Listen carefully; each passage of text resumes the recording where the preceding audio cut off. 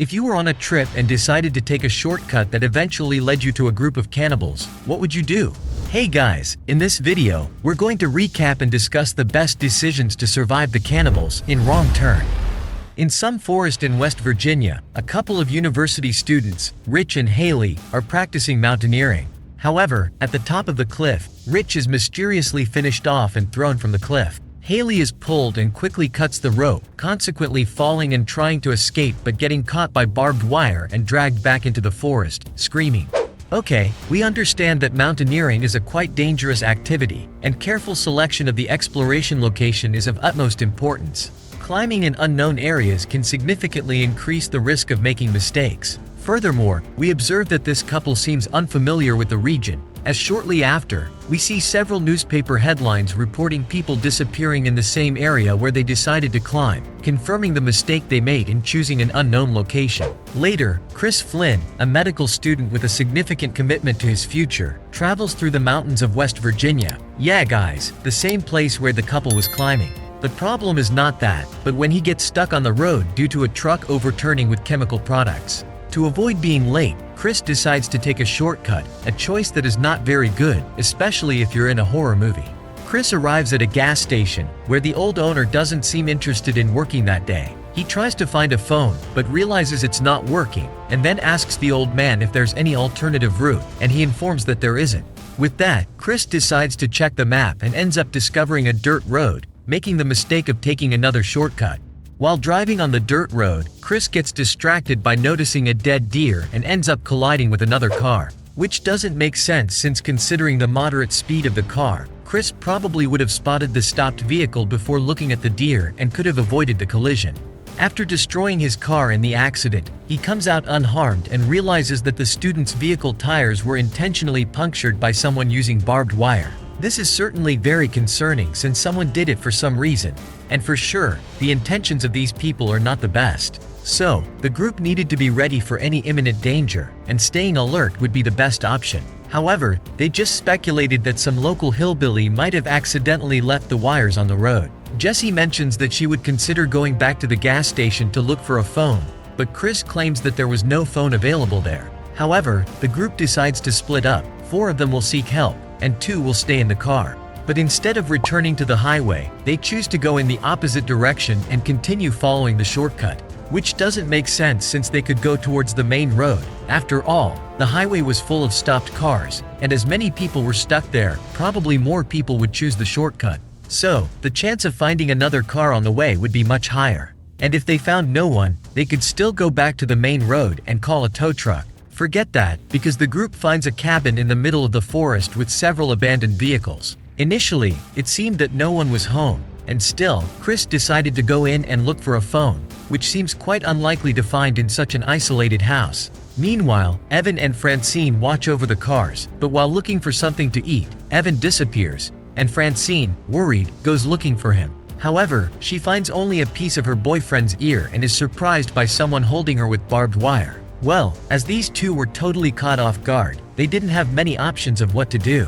Jessie mentions that breaking into the house is not a good idea. However, Carly says she needs to use the bathroom, and Chris suggests that they need a phone since they have 2 crashed cars.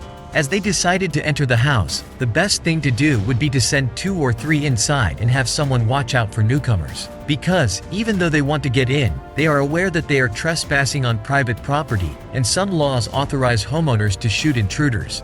Entering the house, Chris notices a stew in preparation, while Carly goes to the bathroom, and it seems that the desire to use it disappeared as soon as she saw the state of the place. Chris explores the house more and finds a fridge containing pieces of meat, which upon closer inspection, don't seem to resemble animal meat. Meanwhile, Jessie discovers the barbed wires that were used to puncture the car tires. At this moment, they decide to leave the house, but a pickup truck arrives, and the group tries to hide. Chris and Jessie hide under a bed and witness Francine's body being thrown to the ground and subsequently dismembered by the individuals. One of the guys drops a bullet cartridge on the ground, and it almost touches Chris as he tries to pick it up.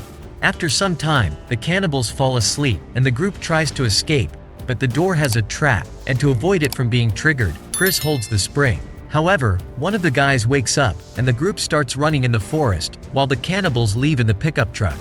Well, in this situation, they could keep an eye on where the guys went on the road and simply go in the opposite direction. This would give them a chance to gain some time to try to escape. Before that, they could also go through the house and grab anything useful for protection, not to mention that they could even set up some kind of trap in the house, like an explosion to finish off all the cannibals at once when they return home. However, the group keeps running until they reach an area with many abandoned cars. They decide to stop running and stay there for a while, trying to figure out if any of the cars are still in working condition.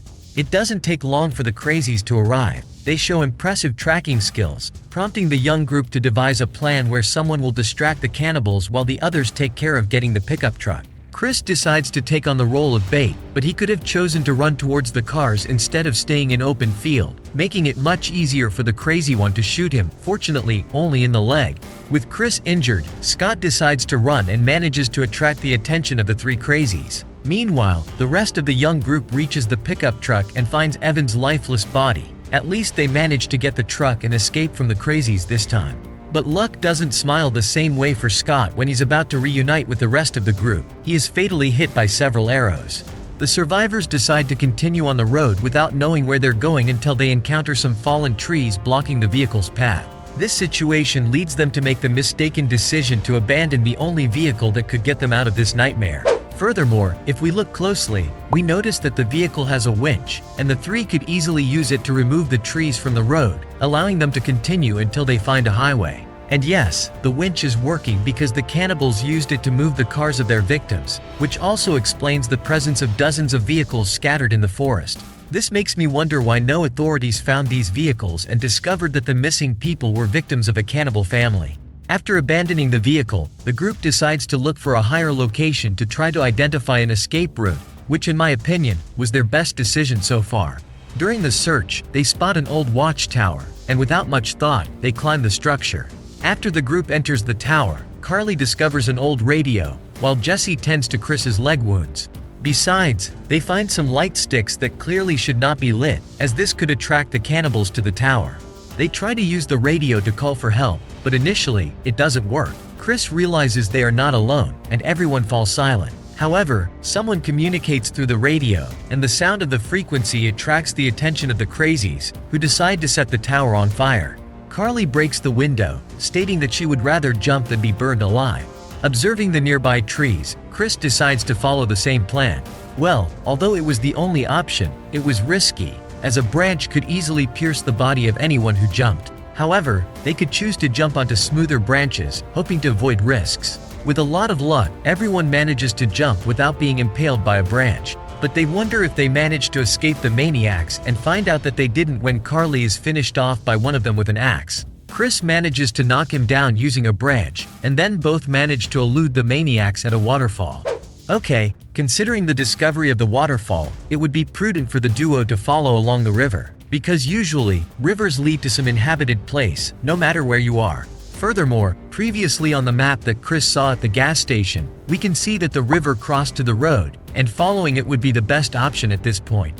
But forget that, as the duo decided to continue taking risks in the forest. Approaching a road, they are surprised by an attack where the cannibals capture Jesse, while Chris runs towards a police officer's truck he spotted on the road. However, his attempt is thwarted when the officer is quickly finished off by an arrow. Now, I wonder why Chris didn't grab the police officer's weapon before the cannibal got close. Instead, he chose to hide under the vehicle and was taken back to the macabre house to save Jesse.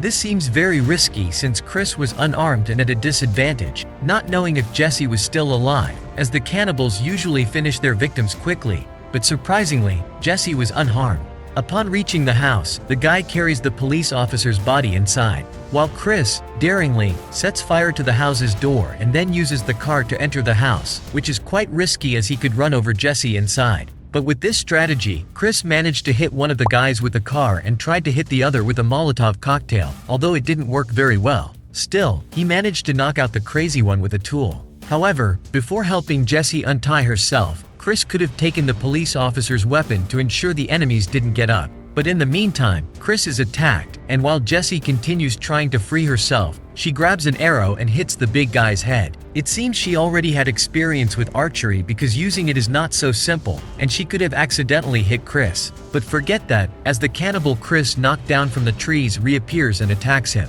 Jessie manages to hit him, and Chris holds him using a chain, allowing Jessie to finish him off with an axe.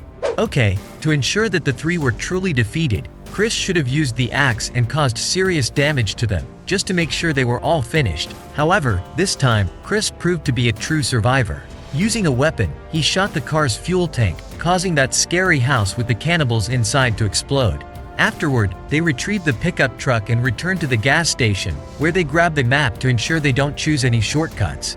A few hours later, we notice that the rescue team arrived a little late and found the house completely devastated. Surprisingly, the police officer had an unpleasant discovery, as one of the trio of cannibals was still alive. But in case you were in this situation, what would be your strategy to escape from these cannibals? Tell me in the comments. Thank you very much for watching, and remember, consider carefully the shortcuts you choose during your journey. They can be a one-way path.